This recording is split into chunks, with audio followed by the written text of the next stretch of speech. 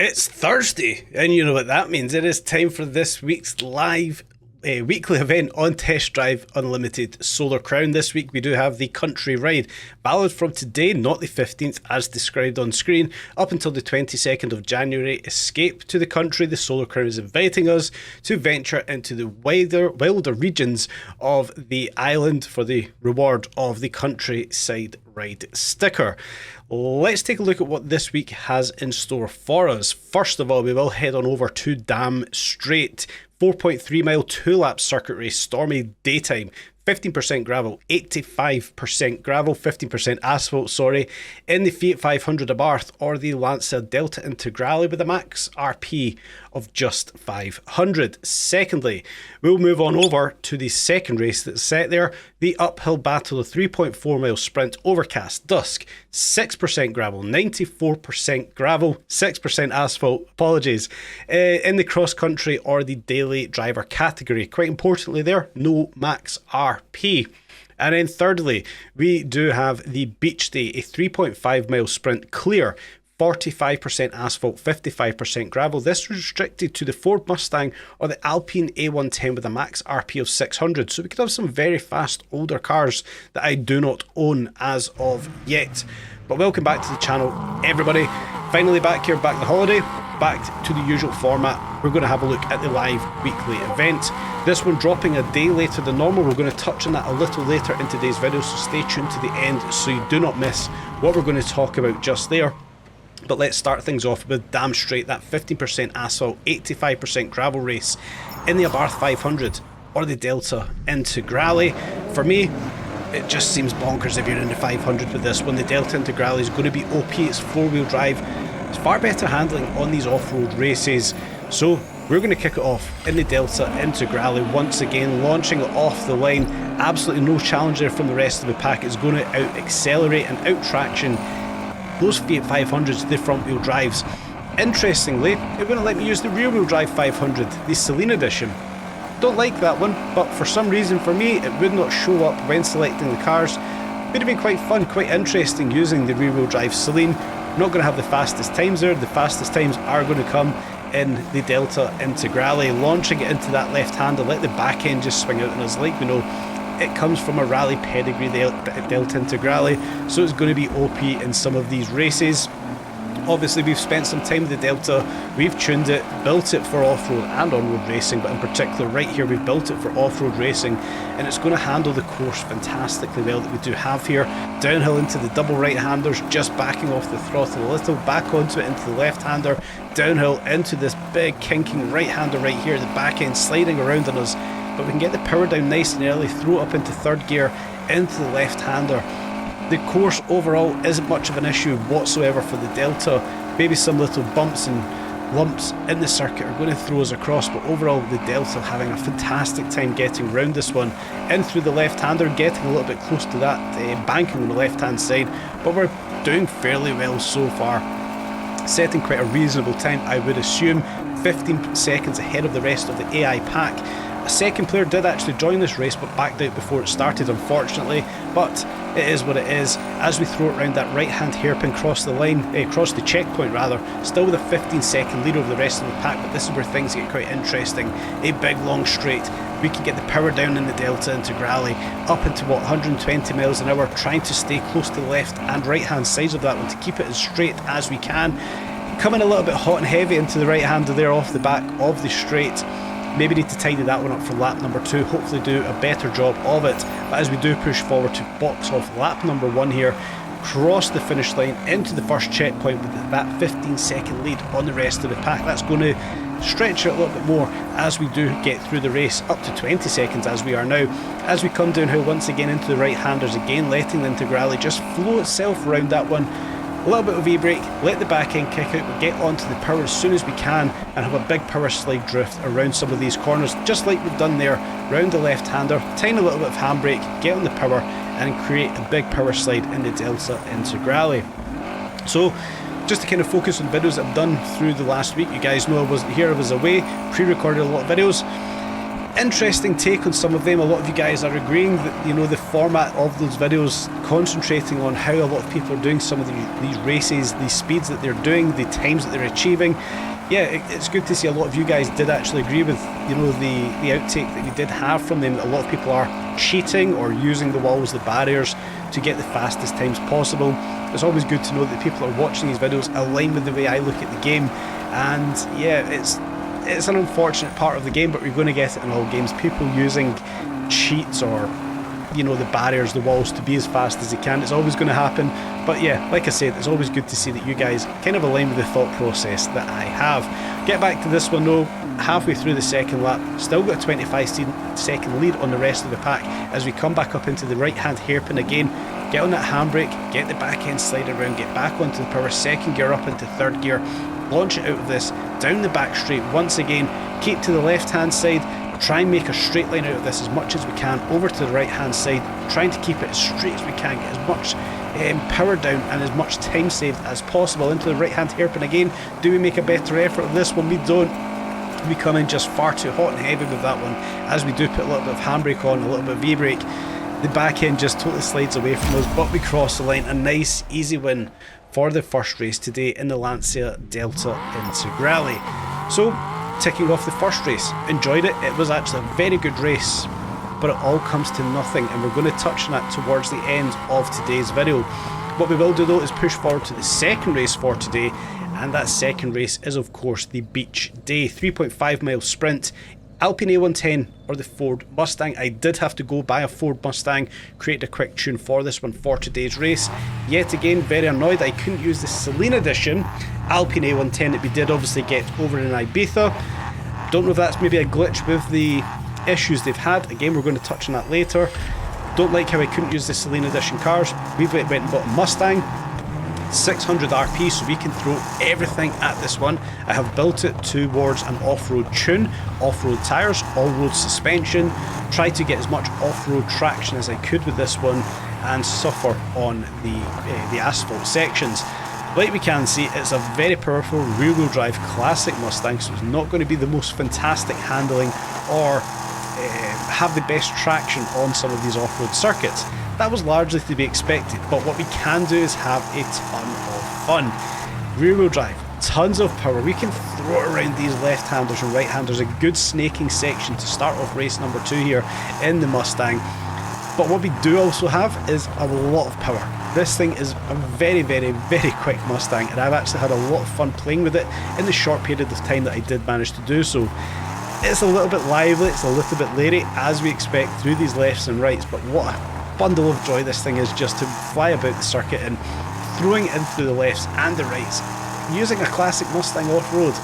Who would have thought it would be so much fun?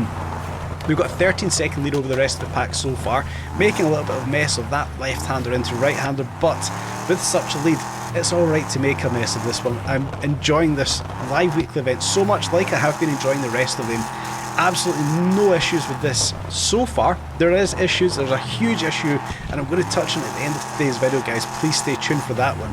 But we'll come off the gravel section onto the asphalt, and we can actually see how quick this Mustang is, considering it is an off-road build. Tons of power, and it's actually delivering the power very, very well. Braking slightly too early for that one, or slightly too much as we came around that right-hander. I thought it was going to get tighter than what it was. Feels a bit strange being back over in Hong Kong Island, and it's something I think I'm probably going to be doing more of. I think we've kind of exhausted everything over in Ibiza. Maybe coming back over to Hong Kong Island to explore some different style of videos that I'm going to be doing over the next few weeks. Stay tuned for those ones. Come back round through the left-hand hairpin, however, onto the off-road section once again, and we've got more snaking turns here. The Mustang handling it fantastically well. I do imagine the A110 Alpine is going to be probably a bit better, probably more OP for these races, but that's exactly why I chose the Mustang. I don't want the OP car, I don't want the meta car, I want a challenge, I want the car that nobody else is using. Perhaps might be an unpopular one, guys. You can let me know in the comment section down below. Have you chosen the Mustang or the A110 for this race? As we do make a mess of that right-hander just there. But yeah, let me know what car you chose for this one. Was it the Alpine or was it the Mustang? I am very annoyed I couldn't use the Celine edition Alpine. It would be ridiculously OP for this one, with it of course being four-wheel drive. so maybe that's why they've restricted it. It'll be an interesting one when we actually get some details. But as it is just now, we're holding a 15-second lead over the rest of the pack. Not got all too much left of this one, around about 15% through the left-hand hairpin. Throw it right the way around. We know we're not going to get much traction. Tons of power, off-road tyres on a wet asphalt surface. It's been fun.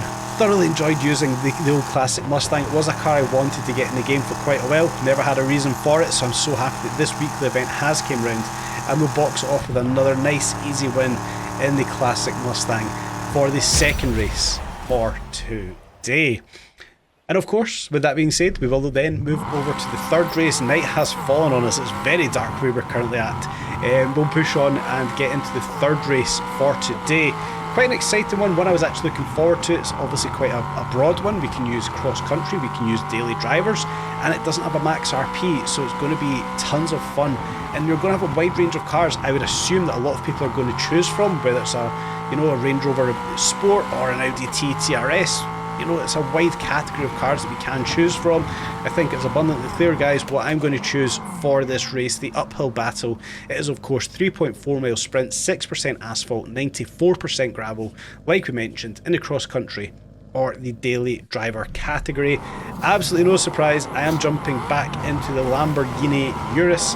Haven't seen so many Lamborghini Urus in one place as I did over the last week over in Dubai. These things are everywhere, much like G-Wagons. I'm actually going to touch on them in a video coming up. But, as I said, spending time in the Urus here, launching it off the line. Chris in the Porsche actually launching us perhaps has a more road-focused build. This Urus I've got built, as you guys are well aware, is 100% focused to off-road racing. And I don't imagine we're going to be challenged on this one. Throw it in through these left-handers, we can see just how capable the Lamborghini Urus is. This thing is absolutely fantastic in these off-road races. I called it quite a few videos ago. I think this is the best C-Class car in the game. Shared the tune for it. Hope you guys have enjoyed that one. Hope you guys have even been able to make some improvements to that tune as well. If you have, let me know in the comments section. But as we can see, coming through this race, the very early parts, the AI are nowhere to be seen. The Urus is having absolutely no problems with it. Perhaps a week off of gaming is maybe hampered my driving abilities just a little bit. We can see that in today's video. I literally landed 6 hours ago, jumped straight into recording this one, so maybe a little bit rusty, but that will improve over the next couple of days. The track itself, let's talk about the track. The tracks that we've had this week in particular have been absolutely perfect as far as I'm concerned. The first track in the Delta Integrale, the second track back there in the Mustang, the third track here in the Lamborghini Urus. Absolutely perfect selection of races. Hats off to the devs of the game. Fantastic races for this week's categories. Choices of cars, largely happy with it. Like I mentioned, I wish I could have used the Celine cars. It would have been fun to use the off-road, the rear-wheel drive Abarth off-road. Equally would have been fantastic to use the four-wheel drive Celine Edition Alpine in the previous race. This race was always going to be for me in the Lamborghini Urus. Many people, I believe, will use the Centero buggy or maybe even the TT-RS, but for me it had to be here in the Lamborghini Urus. Phenomenally capable car of these off-road races. In through the left-hand, right-hand chicane just there, coming up to another quick left-hand into right-hand chicane, trying to be as brave and as powerful and as quick as we can around this circuit. The Lamborghini is very, very, very forgiving should we make any slight mistakes like we've just made just there. It's such a forgiving car, and I do think it helps get us around some of the tricky circuits, the tricky turns that we do have here. I think I'm highlighting it perfectly well in today's video, not having the cleanest of race so far. But I've actually made a purpose of not caring all too much about this week's races. Again, I'm going to touch on it at the end of today's video. There's a huge, huge problem with this week's live event. It may just be me, and by the time this video comes out, it might be fixed. But I've had a huge issue with this week's races. Making a mess of them inside the race. As you can see, the Lamborghini race in particular here hasn't been the cleanest, it hasn't been the quickest. But I've kind of done it for a reason. I've not concentrated all too much on having the quickest or the best time on the board. Kind of focus more on just enjoying playing with the cars. That Mustang in particular, had tons of fun using that. In the Lamborghini here, I'm just playing about with it, chucking it into some of these corners, bouncing it off of the walls, just getting the race over and done with. We've got about 10-12% left of this one. We're probably still going to set quite a good time as well, unsurprisingly, or surprisingly to some, however you're focused there. but I don't think we're going to have many people on the board until one certain thing is fixed. Hopefully, like I mentioned, it is resolved by the time this video comes out. But round out race number 3 here with, what's that, 35 second lead on the rest of the pack. The race is once again not all too difficult for this week's event, but that big issue we have, we're not actually earning the points for winning the races, still at 0 out of 50, just 5 race wins required for this week's live events, but we're not actually gaining the points, the rewards for winning the races. And as we can see that the live event scheduled for today, this of course a post yesterday over on Discord, had issues, and they were trying to resolve them. Then this morning, 10:15 AM UTC, that is now available on all platforms. They've connected it to the game, just restart and it should be available. But they've now put it into the game, and we never actually received our rewards for winning the races or the sticker for winning the races overall. So the big issue we do have there is they have fixed it. They have now updated it. The live weekly event is in game, but we can't complete it. We can't earn the points for winning the races, and subsequently we can't earn the overall reward. So it's a big mark on this week's live weekly event, and it is an issue I have got. And I spent a lot of time over the last week thinking about what it is we're doing with the game, and starting to get a bit frustrated internally that there's perhaps a lack of development. This weekly event kind of highlights that there's a couple of issues that there. I'm not shying away from the issues. You guys know I'm trying to be abundantly positive with the game, but I am starting to slightly get frustrated. A lack of development, a lack of cars coming to the game. We've seen no development to the Hong Kong Island races. We're not getting rotation on Hong Kong Island like we get over in Ibiza. I think there'd be a huge change to the map itself. Introducing more cars would be huge for the game. These are all things that may come in Season 3. We're not all too far from it. In reality, we're about 6 to 8 weeks away from that one in itself. So we can be hopeful. But as it is where the game is positioned right now, starting to get little bits of frustration, but hopefully it doesn't come through in the videos. Still committed, still going to be making content, guys. I hope you have enjoyed today's video and this week's live weekly events. Stay tuned for more updates on Test Drive Unlimited Solar Crown.